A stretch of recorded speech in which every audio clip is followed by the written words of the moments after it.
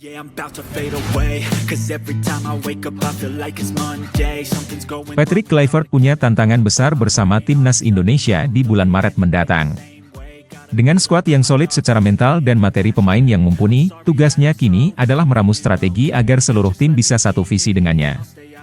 Menghadapi dua laga penting di kualifikasi Piala Dunia 2026 melawan Australia dan Bahrain, Kluivert sudah memiliki gambaran jelas tentang target yang ingin dicapai. Dalam sebuah wawancara, Kluivert menyebut ada dua skenario yang ia harapkan. Idealnya, kita bisa dapat 6 poin dengan 2 kemenangan sempurna, ujarnya optimis. Namun, ia juga realistis melihat lawan pertama yang harus dihadapi, yakni Australia sebagai tuan rumah. Mengingat kekuatan mereka, hasil imbang dianggap sudah cukup baik. Kalau melihat lawan pertama, yaitu Australia di kandang mereka, ya minimal kita bisa dapat seri, tambahnya.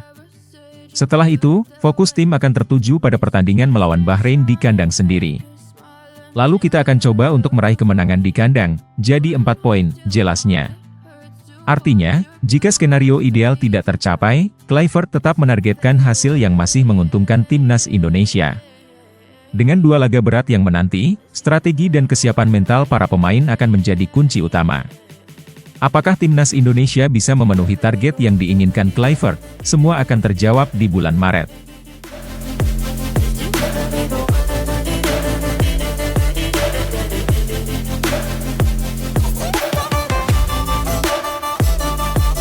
Rizky Ridho tengah menjadi bahan pembicaraan hangat di kalangan netizen. Bek muda andalan Persija Jakarta ini mendapat kritik tajam setelah performanya dinilai kurang maksimal dalam beberapa laga terakhir. Bahkan, beberapa pihak berspekulasi bahwa posisi Ridho di timnas Indonesia di bawah asuhan Patrick Kluivert bisa saja terancam. Situasi ini menimbulkan banyak pertanyaan tentang masa depannya, baik di level klub maupun di tim nasional. Menanggapi kritik tersebut, asisten pelatih Persija Jakarta Ricky Nelson menilai bahwa komentar negatif terhadap Ridho terlalu berlebihan. Ia menegaskan bahwa dalam sepak bola, setiap pemain pasti mengalami pasang surut performa. Menilai seorang pemain hanya dari beberapa pertandingan saja dianggapnya tidak adil. Ricky juga mengingatkan bahwa meskipun Ridho sempat melakukan kesalahan, ia tetap berperan penting dalam berbagai momen krusial yang menyelamatkan tim. Persija Jakarta pun memberikan dukungan penuh kepada Ridho.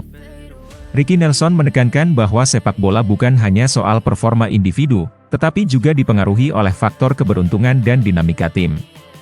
Ia yakin bahwa Ridho memiliki kemampuan untuk bangkit dan kembali menunjukkan kualitasnya. Dengan pengalaman yang dimiliki, ia optimistis bahwa sang bek akan segera menemukan kembali performa terbaiknya.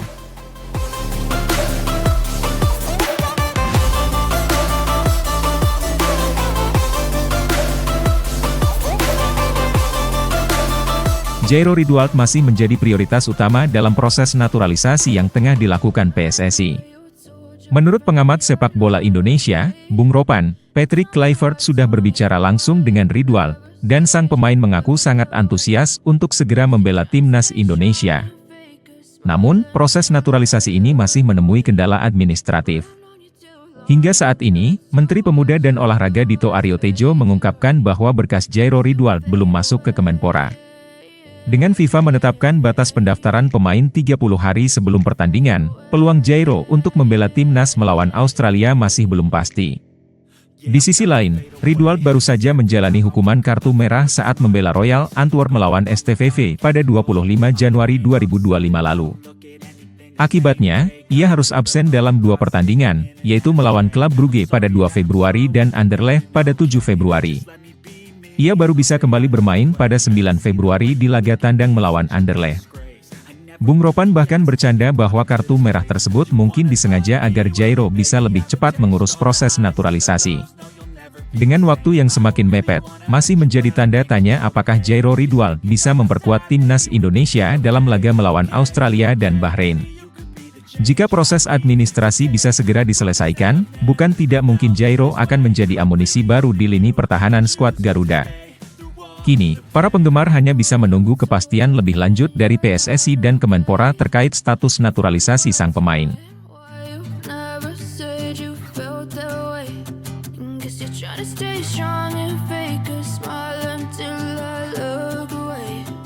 But I've known you to Timnas U20 Indonesia tengah bersiap menghadapi laga besar melawan Iran, dan pelatih Indra Syafri memastikan persiapan timnya berjalan maksimal. Dengan latihan yang intensif dan evaluasi mendalam, ia yakin anak asuhnya bisa memberikan perlawanan sengit. Garuda Muda semakin solid dan siap bertarung demi meraih hasil terbaik. Suasana optimis menyelimuti tim, dengan semua pemain menunjukkan semangat dan kerja keras dalam setiap sesi latihan. Indra Syafri sudah menyiapkan strategi khusus untuk menghadapi Iran. Tim pelatih telah menganalisis pola permainan lawan dan menemukan celah yang bisa dimanfaatkan. Menurutnya, pertandingan ini adalah ujian penting bagi pemain muda Indonesia untuk membuktikan kualitas mereka. Jika semua rencana berjalan sesuai harapan, peluang mencuri poin sangat terbuka lebar. Coach Is juga meminta para pemain untuk disiplin dalam menjalankan instruksi agar bisa mengimbangi permainan Iran yang dikenal tangguh. Selain taktik, kesiapan mental juga menjadi perhatian utama dalam persiapan kali ini. Indra Syafri menekankan bahwa kepercayaan diri adalah kunci agar pemain tidak gentar menghadapi lawan yang lebih diunggulkan. Ia ingin Garuda Muda bermain tanpa beban dan fokus menikmati permainan. Dengan strategi yang sudah disusun matang dan semangat juang yang membara, Timnas U20 Indonesia siap memberi kejutan. Pertandingan melawan Iran bukan hanya soal taktik, tetapi juga tentang tekad dan keberanian. Dukungan dari seluruh masyarakat Indonesia tentu akan menjadi dorongan besar bagi para pemain untuk tampil habis-habisan. Akankah Garuda Muda mampu mencuri poin berharga dari Iran? Kita nantikan jawabannya di lapangan.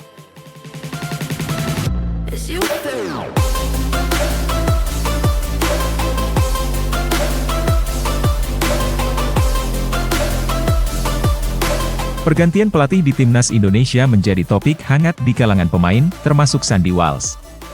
Bek yang lahir di Belgia ini mengakui jasa besar Sintayong dalam membawa Indonesia melangkah jauh di kualifikasi Piala Dunia 2026. Selama 5 tahun, pelatih asal Korea Selatan itu berhasil meningkatkan daya saing skuad Garuda di level Asia. Namun, dengan datangnya Patrick Kluivert sebagai pelatih baru, Sandy menegaskan bahwa ini adalah era baru yang harus disambut dengan optimisme. Menurut Sandy, kehadiran Kluivert pasti membawa tantangan baru bagi tim. PSSI tentu memiliki alasan kuat dalam mengambil keputusan ini, terutama untuk meningkatkan kualitas permainan Indonesia. Sandy berharap transisi ini berjalan dengan lancar agar Indonesia tetap bisa bersaing di level tertinggi. Bagi pemain berusia 28 tahun ini, target utama tetap sama, lolos ke Piala Dunia. Ia pun menantang Kluivert untuk membuktikan bahwa dirinya adalah sosok yang tepat untuk membawa Garuda ke tahap berikutnya. Sandy juga menyoroti perkembangan pesat sepak bola Indonesia dalam beberapa tahun terakhir. Ia yakin bahwa keputusan yang diambil Erick Thohir bersama PSSI telah melalui evaluasi mendalam. Namun, menurutnya, pergantian pelatih tidak boleh hanya sekadar perubahan nama, melainkan harus membawa dampak nyata bagi permainan tim. Dengan materi pemain yang semakin berkualitas, Sandy optimistis Indonesia bisa terus berkembang jika mendapatkan arahan yang tepat. I promise that I've never felt this way. I really hope that you will choose to stay through all the pain. Patrick Kluivert datang ke Timnas Indonesia dengan target besar, yakni membawa skuad Garuda melangkah ke Piala Dunia 2026. Saat ini, Timnas Indonesia tengah bersiap menghadapi babak ketiga kualifikasi Piala Dunia, dan strategi permainan menjadi salah satu fokus utama sang pelatih. Kluivert ingin Timnas tampil lebih agresif dan mendominasi pertandingan. Dalam sebuah wawancara, Kluivert menegaskan bahwa gaya bermain yang ingin ia terapkan adalah sepak bola menyerang. Menurutnya, menguasai bola adalah kunci untuk memenangkan pertandingan. Fleksibilitas ini menunjukkan bahwa meskipun ia ingin bermain menyerang, ia tetap mempertimbangkan karakteristik lawan yang akan dihadapi. Mantan bintang Barcelona itu juga mengungkapkan bahwa ia menyukai formasi 4-3-3. Menurutnya, Indonesia memiliki stok bek yang kuat, sehingga tim bisa lebih fokus untuk mempertajam lini serang. Lini belakang kita sangat kuat, ini menjadi keuntungan untuk tinggal menajamkan sektor penyerangan, kata Kluivert. Ia ingin para pemainnya lebih agresif dalam menguasai bola dan menciptakan peluang di depan gawang lawan. Dengan pendekatan ini, Timnas Indonesia berpotensi tampil lebih atraktif dan efektif di laga-laga mendatang. Kini, tantangannya adalah bagaimana para pemain bisa beradaptasi dengan filosofi baru ini dan menerapkannya di lapangan. Mampukah Timnas Indonesia menunjukkan taringnya dengan gaya bermain menyerang? Kita tunggu aksinya. Tell me why was wrong and why you never said you